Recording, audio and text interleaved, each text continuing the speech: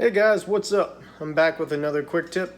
This one was highly requested in my last video about pre-rigging rappels, and that is the speed rappel technique.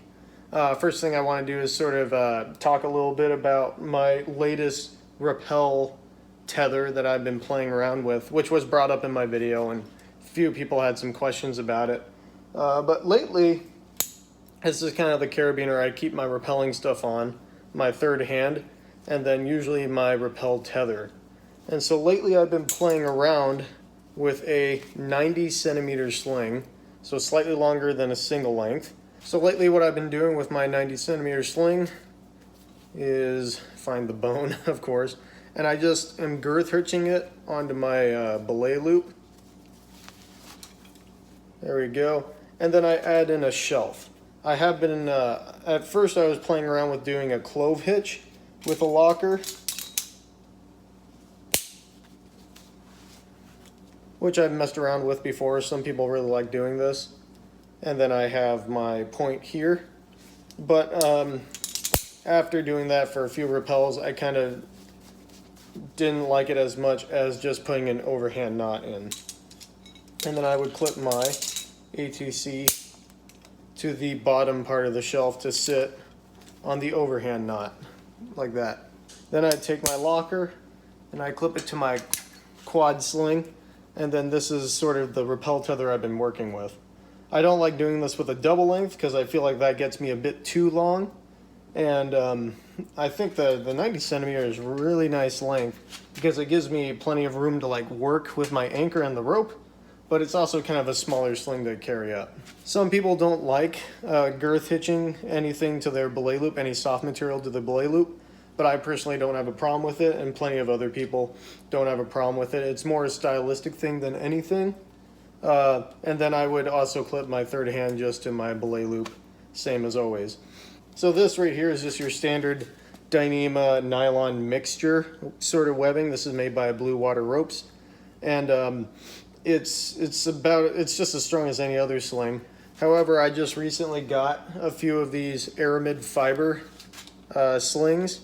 I have a double length one, which I played around with for a while. Works the exact same as a double length sling. And then this is it also comes in 90 centimeter slings. These particular ones are made by Idelrid. And so I have the only thing is, the only thing I don't like about them is compared to this bar tacking, which is like 2 inches, this thing's like 4 or 5. So this is really huge and it gets in the way. But I do it just the same as the other one, girth hitching into my belay loop, and it being a round fiber sits maybe a bit better. And then just an overhand knot in that. And I use it exactly the same as this tether. And this was the rappel tether that I was using in the videos that people were wondering about. Completely stylistic. It's just a new thing that I've been playing around with. And I just switch stuff up all the time, experiment with new things. Maybe I'm going to keep on doing this sort of rappel tether throughout the summer. This is kind of more of a rock setup.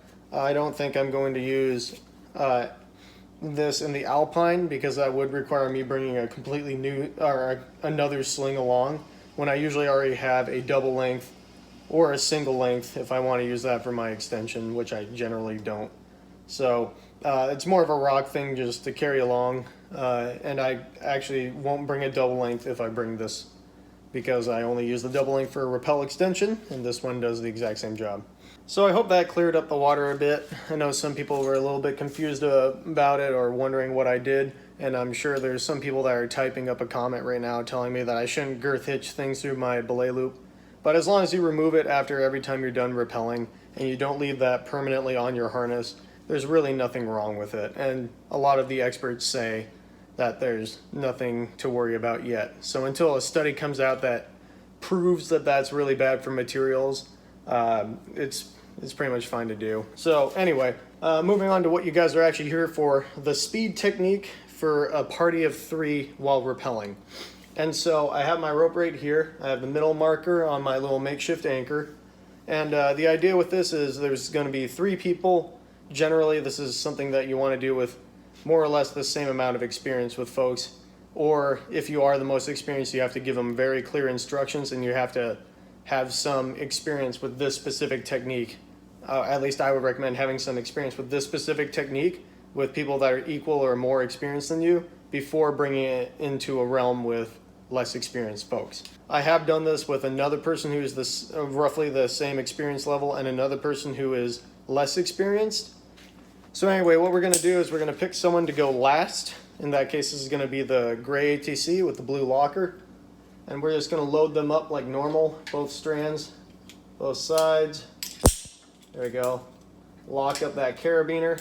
And so here we go. We have our top person here. And by loading that ATC into the strands, it makes each of these ropes independent of each other, which means they're both basically fixed in place by this ATC and locker being loaded the normal way. And so now I myself would have an extension of some sort, which I will make out of, I'm going to make it out of a double length sling in this video, just like I do in most of my other videos. There we go, my standard double length where I have the overhand knot girth hitch through both my hard points and my tether up here. I'll pull out my ATC, pick one of the strands, I'll just load that single strand. And then finally I will add my third hand on my belay loop. So at this point, with my third hand on and everything's good, my buddy will be clipped in right here. So the other person in this is going to be the gold ATC. Wrap that up. There you go. They hook themselves in, and then we're ready to zip down. Now it's kind of best for the first, like sort of choose the first person to go down, and they'll rappel down about 18-20 feet before the next person goes. It's nice to stagger the rappels. Unless it's very specifically like a slab or something where both people can rappel keeping good distance from each other. But like if it's more of a vertical rappel, having them staggered is really nice. Otherwise you're just going to be bumping into each other all the way. The big thing with this is it's not a simul rappel technique, because a simul rappel is more of a counterweight setup where you're each counterweighting each other. So if one person zips off the end, the other person is hosed because the rope just slides through. Again, with both these lines being fixed, now if I rappel off the end of my rope, the whole team doesn't die, it's just me. And so that's kind of like the big thing, is this isn't just another simul rappelling technique. So another question is, if this person is locked into this ATC above and sits down, will they start to fall? And the answer is as long as both people on both strands are weighting the rope, this ATC is locked in place because it's effectively a fireman's belay. So you can have your person up here sit down on this as long as both people are sitting on their strands. If you're going in a group where there's one less experienced person and then the two more equal experienced folks, I would recommend them to be on the lines down here, less experienced person up here, because this is just a standard rappel once both these unweight at the bottom anchor for the less experienced person. So it's kind of not changing up anything for them. It's only changing up the two more experienced folks that are used to rappelling. It's also important to have good experience and good control over a third hand, because you are rappelling on just a single strand, which can be a little weird. You have to set up your auto block slightly differently than if you're going to do a double rope strand. But anyone who is using this technique should have done at least a single line rappel, once in their life before doing this sort of setup. Another thing that I've actually had happen to me is this top ATC can slip down. Now this sort of depends on maybe the spacing of your chains or your bolts that you're rappelling off of, and other factors. One big thing that my friend has found out is if you aren't putting your full weight on this device, like maybe you're going down a slab or you're just like slowly weighting this, is you can get a bit of slippage.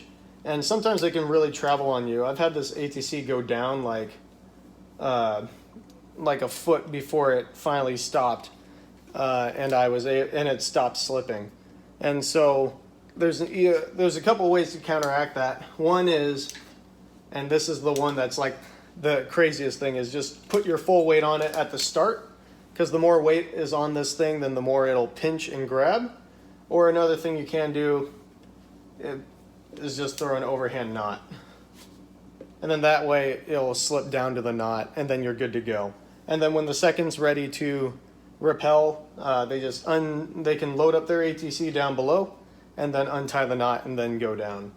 Because again, with that staggered rappelling, a lot of times when I'm rappelling with my friends and we're going fast in groups of 3, someone will load themselves on one strand and start going down, and maybe when they're 30 or 40 feet down, that's when the second person loads up, because we're just focused on being efficient, and once this is rigged up and we've checked everything, we are ready to go down.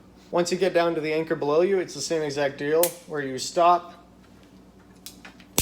you clip in your anchor to both bolts, load yourself up, and then you lower yourself onto that chain right there, and then you're good. Because again, the other line is fixed, so you can wait for your friend to come down, or generally speaking, since you're rappelling with friends who are equally or more experienced than you, you can take off all your rappelling setup and start threading the rope for the next rappel in order to keep the system as efficient as possible.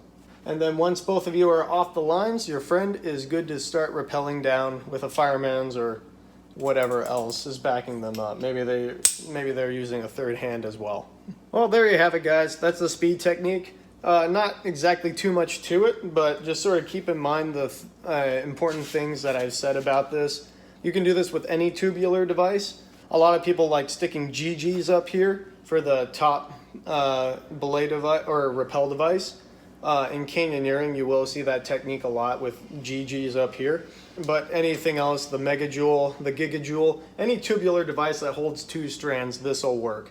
As well as any device on this strand. You can use a gree if you want, or in the Mammut Smart, any sort of single line rappel device, or just another ATC like I prefer on this line. And so if you like rappelling with grease, or if you had maybe just in your group one ATC and then your other buddy forgot the gree, this could be one way to do it.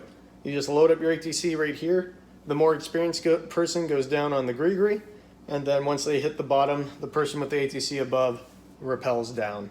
All right, guys, there you have it. That's my tech tip for this week. Let me know what you think in the comments. Again, I want to stress that this is a more advanced technique that focuses on increasing efficiency in experienced parties.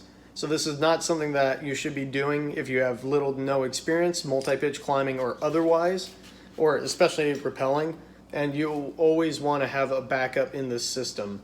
In that case, for the people going down, I'm talking about like a third hand device. It's not a good idea to rappel in this system or in any system without some sort of rappel backup or closed system, or both. That's the best part.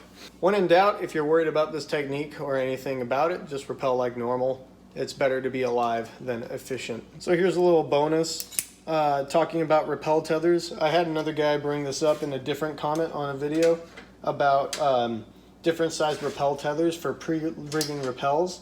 So here's another extra bonus part in this video. This is going to be talking about rappel tethers and how long to have them. I had one dude bring this up in one of my videos. I think it was about, I think it was also pre-rigging rappels. And it was just mentioning something that I didn't do a good job of talking about.